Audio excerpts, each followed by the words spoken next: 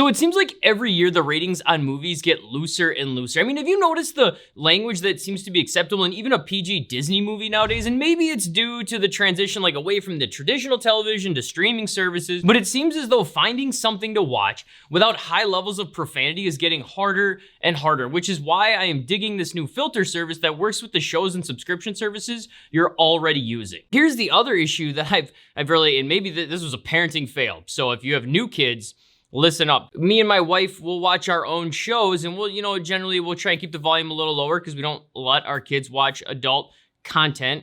Don't let that turn into, the other thing, but just adult shows or movies, right? I'm sitting around, we were having a conversation with our kids, and this show that we've been watching, it randomly came up, and my son comments and he goes, yeah, they say the F word a lot in that show. And I was like taken back. How did he even know that was a thing when he was halfway across the house when we were watching the show that at the time, honestly, we probably shouldn't have been watching anyway? What I realized is our kids' ears, it's like they're tuned for those words that they know are naughty, right? That they shouldn't hear, they shouldn't say, or they shouldn't listen to. And somehow when they're doing something halfway across the house, they still can like pick that up at a low volume. And that's one of the reasons I love this filtering service, because we'll use this even on shows we're not watching with our kids, when we're just me and my wife.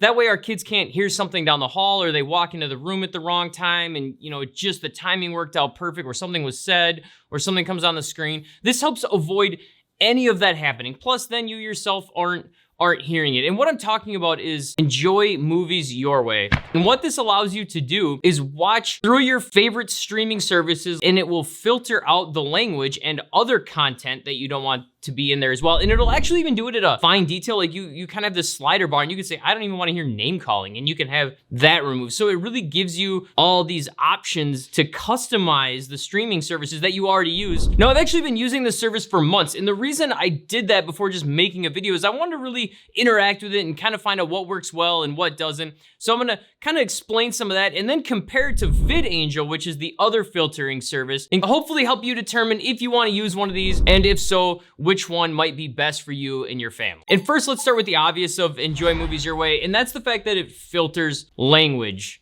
most of the time. So it's great that it filters language. However, it does it in two different ways. There's an AI, so an artificial intelligence way, and then like a fully certified way. What I found is a lot of shows, probably honestly, the majority of the stuff we watch is AI filtered, meaning that it's basically just a computer, doing whatever it does to figure out where the swearing is and then cut those words out. The fully certified ones, I believe, are actually a human because it's done at a much better level, and it's a human that actually goes through and they determine what and where is gonna get cut and how that whole thing is gonna happen. The problem is when the AI does it, it misses words. And I mean more than I feel like it should. I mean, I've blatantly had the F word just come through before multiple times. Now, I also gotta add, because I absolutely love this, is when it filters out the language, it adds subtitles so you don't miss an entire sentence. Right now, it's not printing the bad language. It'll just put a blank or a dash or whatever in that spot, but it gives you that whole sentence. So when it blanks that spot out, you can actually still stay in line with what happened and really not skip a beat. It's actually really smart the way that they've made that work. And then you can filter other things than just language. Like you can tune the language back and forth if you want, but you can also filter other content that you might not want to see. Now, if you find yourself thinking hey, this all sounds great, but how much is this gonna cost? Because I'm already paying for Netflix and Disney Plus and I don't know, whatever. There's a billion streaming services now. You can start using this for free. And by start, I mean not as a trial. You can just use it for free. Now, there is a subscription service. It's $6 a month you can pay for as well. And really that does two things. One, it supports the company, right, as they offer this service. And then two, it cuts out the advertisements that you see throughout the show. Here's what's interesting. On the free version, you have breaks, much like you would if you were to watch a television show with commercials. But the funny part is they don't actually show you any commercials. Instead, they just put up a screen for 60 seconds that says, if you're tired of waiting, you should consider upgrading. So I guess at least you don't have to worry about any inappropriate commercials coming on while your show is interrupted. Seems odd though, wouldn't there be money to be made in having commercials play, but maybe it's because they worry about what's appropriate, not appropriate? I don't know. I'd be curious to find out though. Another thing I love about this service is the fact that it works with so many streaming services. It works with Netflix, Disney Plus, HBO, Amazon Prime, YouTube, Hulu. I think that's all of them, but that's like the large streaming services, which is awesome. I mean, the fact that it even filters on YouTube, that's pretty cool. And then it also has the option to filter through multiple profiles. So let's say you as an adult, you want to set up certain filters for you, but then if you want, you can set up another profile for your kids that maybe is more strict on what it filters on YouTube and Netflix and so on and so forth. So it's cool that you can customize it in that capacity. And then another random feature that I don't really care about, but maybe some people do, is you can like play trivia on some, you can do TV trivia through it, or like customize the style of the subtitles, change the playback speed. So it's got some random features like that quite honestly, I didn't spend a lot of time on, and I just don't really care that much because I'm using it to filter shows. And one of the issues I did find when filtering shows is if something is brand new, it doesn't always immediately show up as an option to watch it filtered. And then sometimes soon after, when it becomes available, it's that AI technology, so it mostly filters, but definitely still needs some improvement.